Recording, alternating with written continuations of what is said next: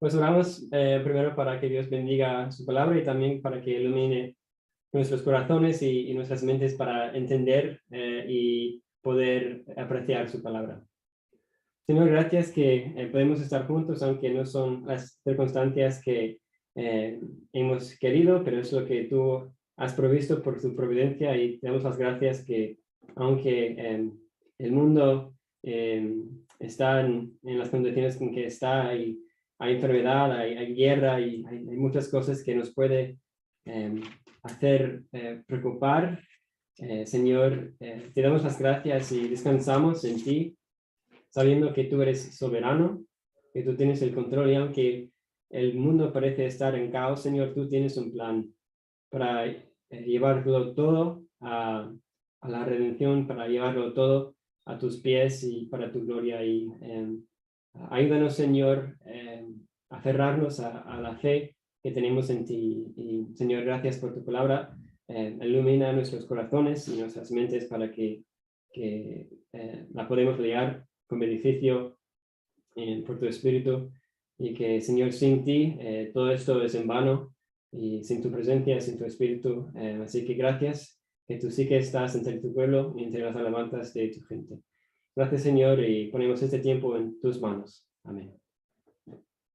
Muy bien, pues si recordáis, hace creo 2 semanas, César predicó sobre la escena en Mateo, creo, en que Pedro está confesando quién es Jesús y nos ha ido a ver quién es Jesús para nosotros y si Él es suficiente. Pues hoy, por la providencia de Dios, vamos a estar mirando la misma escena, ya que estamos todavía en nuestro largo viaje del Evangelio de Lucas, y vamos a estar viendo esta misma escena, pero desde la perspectiva de Lucas, y vamos a ver cómo Lucas nos ayuda a enfocar, nos ayuda a entender no solamente qué es Jesús para nosotros, pero qué es el Evangelio de Jesús para nosotros, y qué es realmente que ese Evangelio está confesando.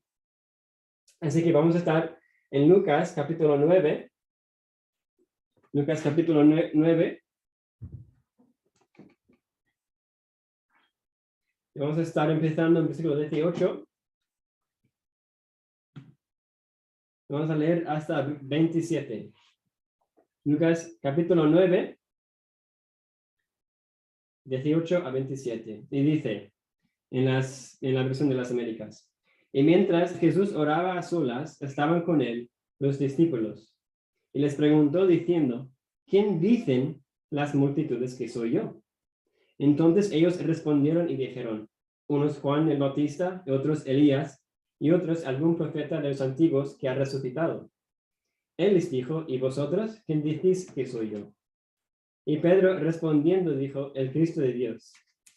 Pero él, advirtiéndoles severamente, les mandó que no dijeran esto a nadie, diciendo, el Hijo del Hombre debe padecer mucho y ser rechazado por los ancianos, los principales sacerdotes y los escribas, y ser muerto y resucitar al tercer día. Y decía a todos, si alguno quiere venir en pos de mí, niéguese a sí mismo, tome su cruz cada día y sígueme. Porque el que quiera salvar su vida, la perderá. Pero el que pierda su vida, por causa de mí, ese le salvará.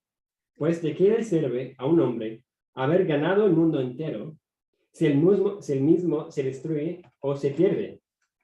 Porque el que se avergüence de mí y de mis palabras, y de este se avergonzará el Hijo del Hombre cuando venga en su gloria, y la del Padre, y la de los santos ángeles. Pero en verdad os digo que hay algunos de los que están aquí que no probarán la muerte hasta que vean el reino de Dios. Entonces, ¿qué es lo que vemos aquí? Si miráis en vuestras Biblias o móviles, y si miráis un poco más arriba, veis que esto pasa justo después de que Cristo da de comer a los 5,000. Entonces podéis imaginar lo que están pensando los discípulos, que no pueden dejar de pensar en todo lo que acaban de ver, todo que toda esta gente está diciendo de quién es este Jesús que le están dándoles de comer con solo 5 panes y 5 peces y 2 panes. Entonces, están pensando en todos los rumores de toda esta gente, de quién es este Jesús realmente, Entonces, Cristo les da la oportunidad para expresar sus mentes y luego, como sabemos, va más al grano y dice, ¿y vosotros? ¿Quién decís que soy yo? Y parece que antes de que los demás tienen tiempo para responder, Pedro, siendo Pedro, proclama y exclama que eres el Cristo, eres el Cristo de Dios. Y es curioso, y es más curioso todavía, lo que leemos justo después de eso, en versículo 21. Porque dice, pero él, advirtiéndoles severamente, les mandó que no dijeran esto a nadie. Y eso es algo curioso que vemos Jesús hacer mucho en los evangelios, que a veces cuando sana a alguien, les dice que no digan nada a nadie. Y es un poco curioso, ¿y por qué Cristo siempre hace esto, o lo hace bastante a menudo a través de los evangelios? ¿Por qué Cristo no quiere que nadie sepa quién es? No es que luego él dice a los discípulos que vayan a todo el mundo para decir todo el mundo quién es él, porque en este momento Cristo les dice, advirtiéndolos severamente, no solamente, hey, si no puedes decirlo sería guay, no, severamente advirtiéndoles. Entonces, yo creo, pues no lo creo, pero parece que todo, cuando vemos esta sección, vemos en todo, aquí la clave es cómo es la idea de Cristo para los judíos, para Pedro, porque viene justo después de que esta identificación en esta escena de que Jesús es el Cristo. Entonces, ¿cuál creéis que sería su idea de Cristo? Digo, los discípulos, y la idea de los otros discípulos y los otros judíos, por ejemplo. Porque para los judíos no existía una esperanza más grande que la del venidero Cristo.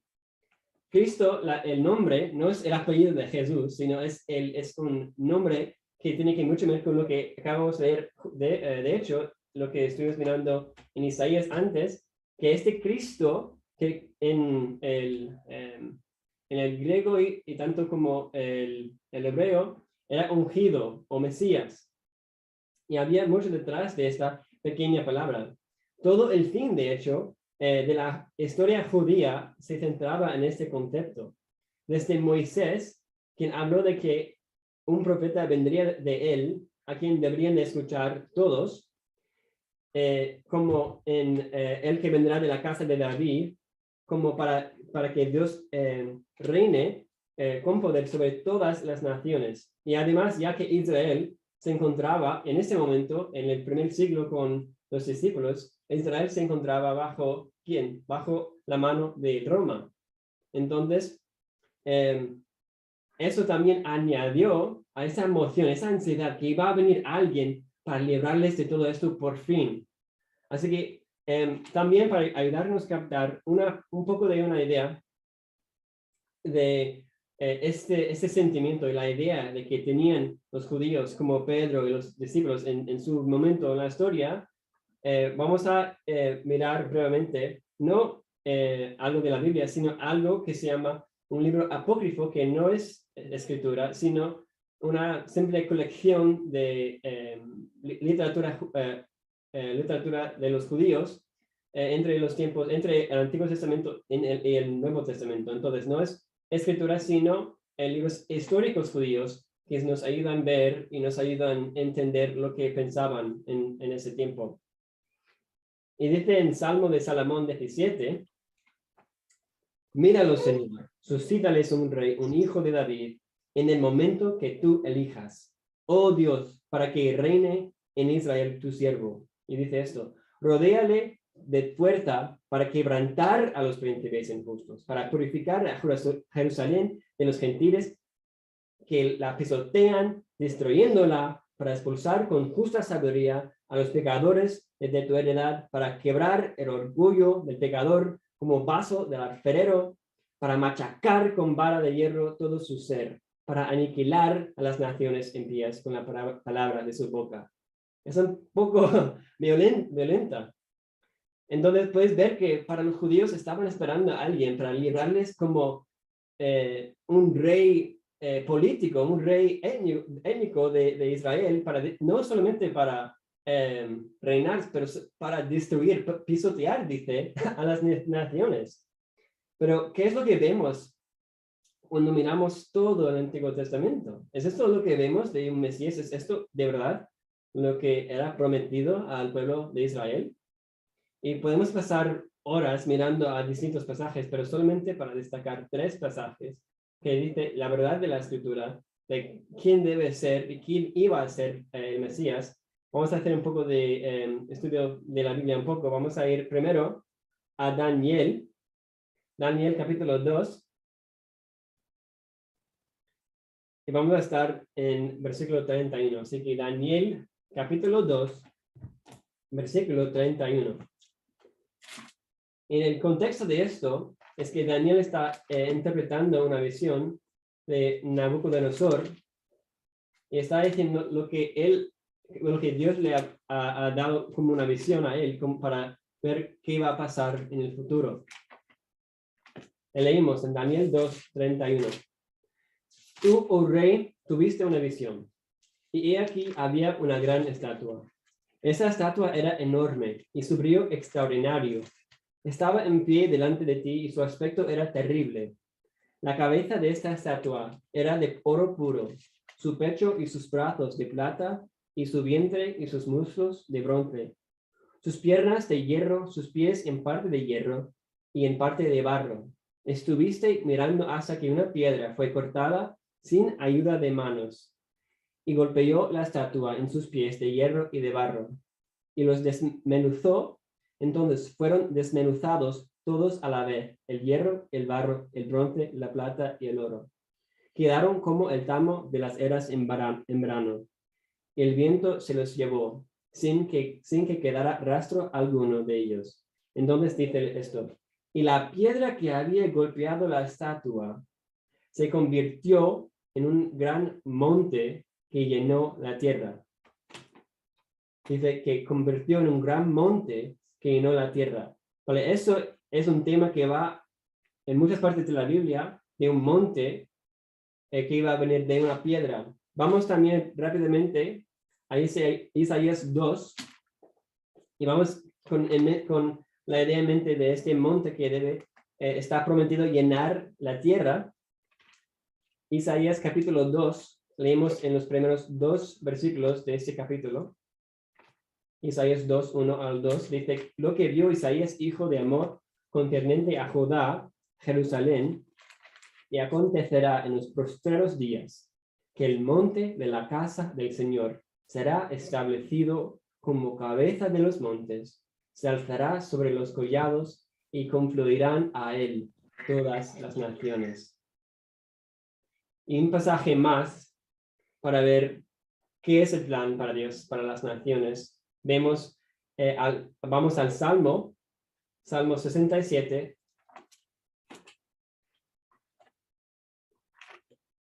Salmo 67, los primeros 7 versículos dice: Dios tenga piedad de nosotros y nos bendiga y haga resplandecer su rostro sobre nosotros, para que sea conocido en la tierra tu camino, entre todas las naciones tu salvación.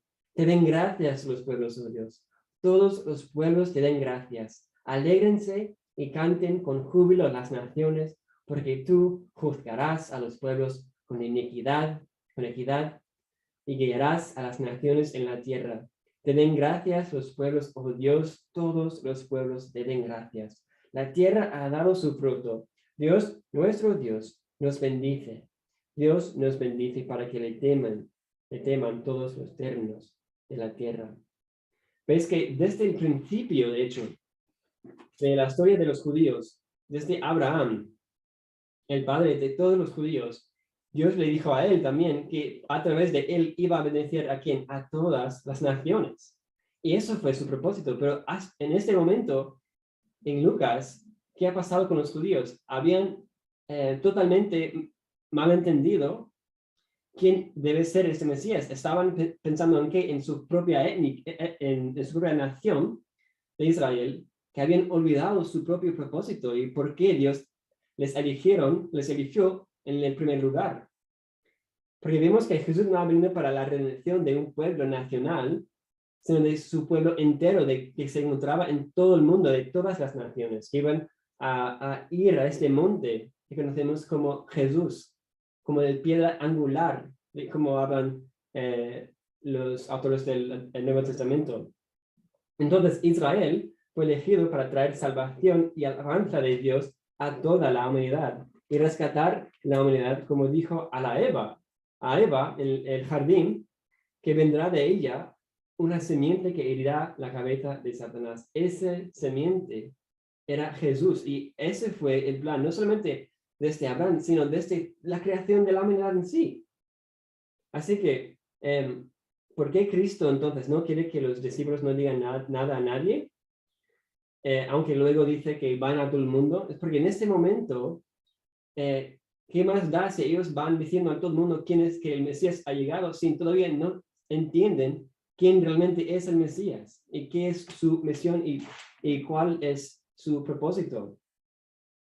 Entonces, además va diciendo en versículo 21 y 22 de Lucas 9, algo que es todavía más radical para los judíos. Seguimos leyendo en versículos 21 y 22.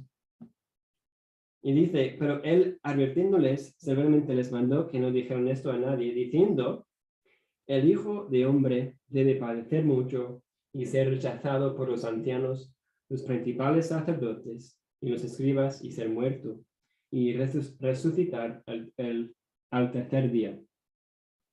Entonces, pensando como pensaban los judíos en ese entonces, pensando en alguien que iba a venir para pisotear y destruir las naciones, y luego viene una persona profesando ser Mesías, y ¿qué pasa? No solamente no parece que está destruyendo a los romanos, sino los romanos le crucifican a él. Eso fue totalmente radical, fue totalmente como un shock para ellos. Entonces, la razón por la cual, como dijimos antes, que Cristo dice que no digáis nada todavía, es porque Jesús tenía que reorientar, cambiar su visión de quién es Jesús, cuál es su misión y qué le va a pasar. Porque ¿qué pasa? Los judíos tenían una idea de quién debe ser Jesús, no de las escrituras, sino de sus propios deseos, como una nación, de su propia imaginación. Ahora, os pregunto a vosotros, ¿tenemos una visión correcta de quién es Jesús? Porque puede ser que nos creemos muy espirituales usando el nombre de Jesús por ahí por allá, pero el nombre en sí no es suficiente, porque los judíos usaban el nombre Cristo pensando en otro Cristo. Los musulmanes también creen en un tal Jesús. Los mormones, los testigos de Jehová, igual. Pero ese Jesús no les salva. ¿Por qué? Porque no es el Jesús de las Escrituras. No es el Jesús según lo que ha dicho Jesús, sino lo que han dicho otros. Y en ese Jesús no es digno de confiar, porque no es de la verdad. Entonces, eso es nuestro primer punto que vemos aquí, que es el evangelio que confesamos la verdad. Porque para los judíos, al ver su rey crucificado por sus opresores, era la evidencia más obvia, que era él un fracaso.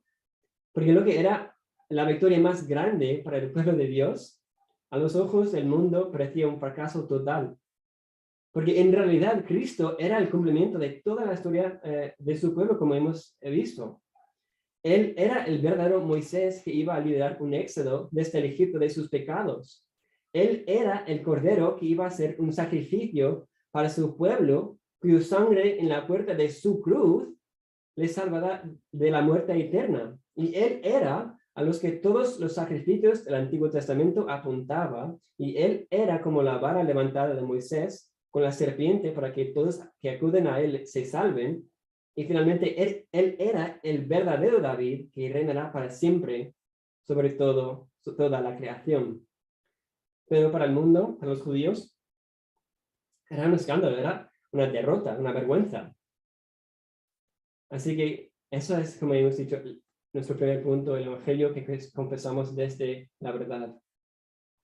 Entonces, hay que preguntarnos a nosotros mismos, ¿estamos nosotros dispuestos a parecer como un fracaso al mundo Y también la pregunta en que también nos enfoquemos y desarrollemos con el tiempo que nos queda es cómo podemos comparar la idea del éxito según Cristo con la idea del éxito según el mundo.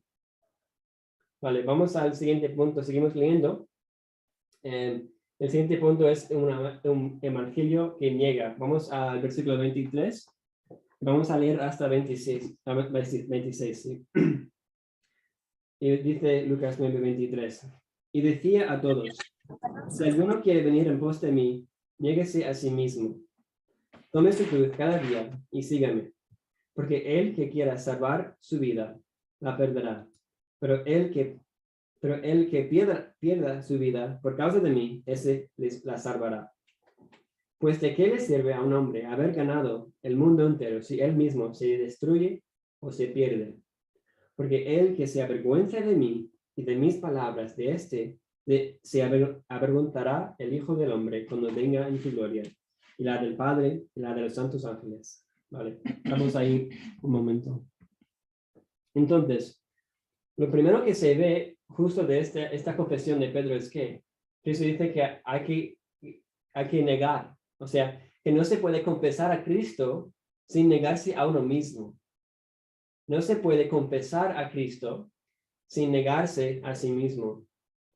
Y esta negación no es solo algo que hacemos una vez y para siempre. Dice que es que néguese a sí mismo, tome su cruz cada día y sígueme. No es, eso ya he hecho, ya sigo con la vida, ya tengo la vacuna del infierno, adelante. No, es algo que caracteriza nuestra vida, del arrepentimiento, de negarse, de tomar su cruz cada día. Y si confiesas a Cristo, pero no estás muriendo cada día a tu orgullo, negándote a ti mismo, entonces no le estás realmente siguiendo. Puede ser que nos identifiquemos como cristianos, pero si vivimos cada día creyendo que la vida se trata de nosotros, o lo que nosotros queremos cuando lo queramos, no estamos siguiendo el verdadero Jesús. Pero luego seguimos leyendo en Lucas y dice el porqué de eso, por qué hay que negarse a sí mismo. Y dice en el versículo 24, porque el que quiera salvar su vida, la perderá. Pero el que pierda su vida por causa de mí, ese la salvará. Ahora, muchas veces Cristo utiliza una idea, lo que a veces se llama el reino de al revés. El último será el primero último, etc. Y lo hace para enseñar cómo compara el reino según Dios y el reino según el hombre pecaminoso. Y lo que es al cristiano el fruto de su salvación, para el mundo parece una pérdida de tiempo total. La muerte de Cristo fue una pérdida de tiempo, fue una pérdida de vida según el mundo, pero para Cristo fue la ganancia de la salvación de su pueblo. Entonces, cuando Cristo dice que el que quiera salvar su vida la perderá, hay que preguntarnos, ¿cómo definimos nosotros qué es la vida? Porque si definimos la vida como algo temporal, como algo que de pronto o luego va a perecer, entonces nuestra vida tendrá ese mismo fin. Pero si definimos nuestra vida con la vida de Jesús, por fe, nuestra vida tendrá ese mismo fin también. Que aunque parece una pérdida para el mundo, en el Cristo tendremos la verdadera vida abundante, como dice también en Romanos 6:4, dice, por tanto hemos sido sepultados con el Cristo, por medio del bautismo para la muerte, a fin de que como Cristo resucitó de entre los muertos por la gloria del Padre, así también nosotros andemos en novedad de vida. Porque si hemos sido unidos a Él en la semejanza de su muerte, ciertamente lo seremos también en la semejanza de su resurrección. Así que, ¿es Jesús la definición de nuestra vida? ¿O es Jesús otra cosa para nosotros? A lo mejor es un medio a otra cosa que pensamos que nos hará felices.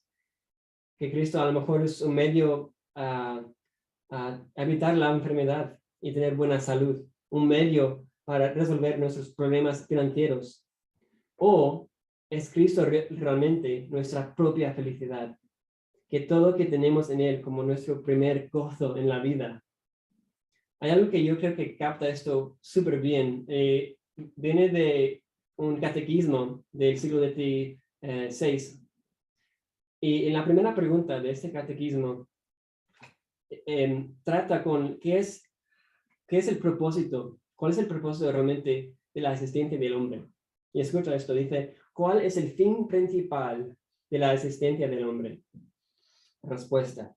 El fin principal de la existencia del hombre es glorificar a Dios y gozar de Él para siempre. Es exactamente como explicó C.S. Lewis, el autor, dijo, Dios no puede darnos felicidad y paz aparte de sí mismo, porque no hay tal cosa. Pero esto no es todo que Cristo nos dice. Sigue diciendo en el versículo 25, si me seguís en el versículo 25, dice, pues ¿de qué le sirve a un hombre haber ganado el mundo entero si él mismo se destruye o se pierde? Así que no solamente hay que mirar a nuestra definición de en qué está nuestra vida, pero hay que mirar si la vida que tenemos realmente vale. Porque dice que ¿qué le sirve a un hombre haber ganado a todo el mundo si él mismo se destruye o se pierde? ¿Qué importa si hemos ganado todo este mundo, sus riquezas, la fama, si solo hemos de morir y dejarlo a otro? Es más, Cristo dice que este hombre se pierde, es decir, que este hombre, su alma se pierde. Nuestra rebeldía, lo que se llama idolatría, de creer más a lo que Dios nos da que Dios mismo, eso es un crimen infinito contra un Dios infinito. Entonces tiene un castigo infinito también, de condenación en lo que se llama el infierno. Entonces, ¿qué valor tendrá esa vida? Pero seguimos leyendo en versículo 26. Porque el que se avergüence de mí y de mis palabras, de este se avergonzará el Hijo del Hombre, cuando venga en su gloria, y la del Padre y la de los santos ángeles. Entonces, Cristo sabía que este evangelio para el mundo, sobre todo el mundo judío, era un escándalo. Como entendemos por Pablo en 1 Corintios 1:18, que la palabra de la cruz es necedad para los que se pierden. Pero para nosotros, los salvos, es poder de Dios. Y a muchos les daría vergüenza tener un rey crucificado, pero de ellos, dice Cristo, el Hijo del Hombre, el mismo, se avergonzará. Y eso nos ayuda a entender también que de quién nos avergonzamos muestra de quién pertenecemos. De quién nos avergonzamos muestra a quién pertenecemos. Es decir, si yo si a mí me avergüenzo de este mundo y todo lo que hay en él que él me ofrece, entonces puedo saber que pertenezco a Cristo. Pero si yo me avergüenzo de Cristo, entonces, ¿a quién pertenezco? A este mundo. Como dijo en otra parte, que quien es amigo del mundo es enemigo de Dios. Y es lo que vemos aquí también. No importa si creemos que conocemos a Jesús nosotros, solamente porque nosotros le conocemos, sabemos su nombre, sabemos meros hechos. Lo que importa es si Él, Dios, en Jesús, el Hijo, nos conoce a nosotros. No es lo que dice Jesús, que muchos vendrán diciendo, Señor, Señor, no hemos hecho esas cosas en tu nombre. ¿Y qué dice Jesús? Apartaos de mí, que nunca os he conocido. Entonces, lo importante es que no solamente tenemos un intelecto, un conocimiento intelectual de este Jesús, sino que le conocemos, que le estamos conociendo día tras día y sabemos que Él también nos conoce, porque no nos avergonzamos de Él. Entonces, esto nos lleva al último punto de un evangelio que se expande. Terminamos leyendo en versículo 27, Lucas 9:27. Pero de verdad os digo que hay algunos de los que están aquí que no probarán la muerte hasta que vean el reino de Dios. ¿Qué está diciendo Cristo aquí? les está asegurando que aunque es verdad que en este mundo va a pasar muchas cosas malas y persecución, pero ellos, los discípulos, por sus propios ojos, van a ver un reino no territorial, sino uno espiritual. Van a ver que van a ver la resurrección de Cristo, la cual confirmará la salvación de la humanidad. Van a experimentar el Espíritu Santo descender y empezar a conquistar el enemigo en su propio mundo. Van a ver el comienzo de la redención del mundo entero.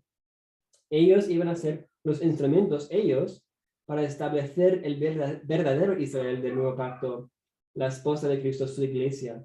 Y esa iglesia empezará a crecer en todo el mundo, como decía Daniel, entre los judíos, los paganos, los gentiles, todas las naciones.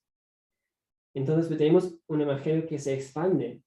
Entonces, ¿qué aprendemos nosotros de esto, según el texto? Cristo nos han dicho que, en qué consiste confesar su evangelio. Y dice que lo que esto nos requiere de nosotros. Y una vez, sí, y si no nos avergonzamos de él y confesamos de él desde la verdad de la escritura, entonces él cambia nuestra perspectiva. Él cambia nuestra prioridad, sus prioridades, de qué realmente se trata y qué realmente es el reino de Dios. Viene a ser nuestras prioridades, nuestra perspectiva. Entonces, vemos que vivimos no por nuestra gloria, sino para ver su gloria, su nombre exaltado en el mundo, porque esa es la perspectiva de Dios. Y os pregunté al principio de cómo podemos comprar la idea del éxito según el mundo y la idea del éxito según Cristo. Y aquí tenemos, yo creo, la respuesta a esa pregunta. El éxito del mundo es un éxito en el propósito de aumentar la gloria de uno mismo. Pero el éxito de Cristo tiene el propósito de aumentar la gloria de Dios en todo el mundo. Entonces, para repasar, tenemos un evangelio que confiesa la verdad de Jesús. Hemos creído en el Jesús y el evangelio que salva, o no que hemos inventado de nuestra imaginación, que solo nos condena. Tenemos dos, un evangelio que requiere que nos negamos. Tenemos nosotros fruta que muestra que no pertenecemos a este mundo, ni a nosotros mismos, sino a Dios, y que no nos avergonzamos de nada de su evangelio. Y tres, tenemos un evangelio que se expande. Es la prioridad de Cristo también nuestra prioridad, de vivir para ver su gloria conocida en toda la tierra. Entonces, si ves que a lo mejor no has creído en Jesús, no estás aferrándote a Él cada día, conociéndole por qué, por la escritura, entonces hoy Dios nos da la oportunidad de arrepentirnos, de volver a Él, a lo mejor ir a Él por la primera vez, porque por eso nos ha dado el aire en nuestros pulmones, para que podamos arrepentir, para que podamos conocerle, no según el mundo, no según nuestros pensamientos, no según nuestros deseos, sino según Él y nada más que Él. Entonces, todos aquí tenemos una vida. O la invertiremos en este mundo, nuestras prioridades, o la invertiremos en Cristo, negando nuestro pecado, aferrándonos a Cristo cada día, con gozo, por su gracia y para su gloria. Oramos. Señor, gracias por tu palabra. Gracias que eres suficiente, que tú bastas. Y Señor, el enemigo ha decepcionado a muchos en este mundo para creer en un Jesús que no eres tú. Y Señor, oramos por ellos, para que tú abres sus ojos y para que tú sigues abriendo los nuestros cada día. Y que cada día luchamos contra nuestro pecado, negamos ese pecado, negamos nosotros mismos y nos aferramos a ti. Gracias que podemos saber y tener la seguridad de que tú sí que conoces, porque tenemos un gozo en ti, que eso no puede venir de otra parte que en tu espíritu. Y pedimos, Señor, que bendigas a tu iglesia aquí en Belía y en todo el mundo, y que vengas pronto para nosotros. Es en el nombre de Jesucristo que lo oramos. Amén.